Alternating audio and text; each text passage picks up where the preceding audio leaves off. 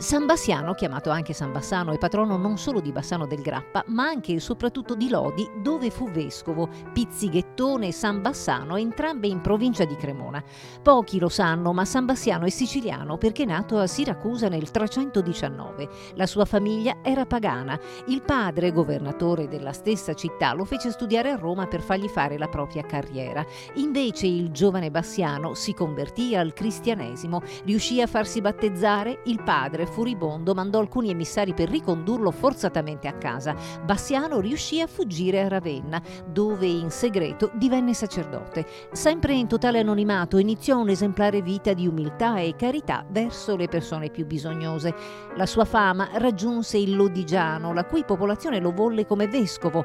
Da quando infatti varcò la porta della città accaddero numerosi fatti miracolosi. Guarì istantaneamente tutte le persone affette dalla lebbra, assicurando alla folla che mai nessuno si sarebbe più ammalato, e così accadde. In seguito si dice che i vescovi di Lodi avevano perennemente una gamba colpita dalla lebbra. La cosa incredibile è che il male si limitava solo a quell'arto e la stessa gamba malata aveva l'effetto di un vaccino per tutti gli abitanti dei dintorni, fino al punto che Lodi stessa venne considerata una città miracolosa.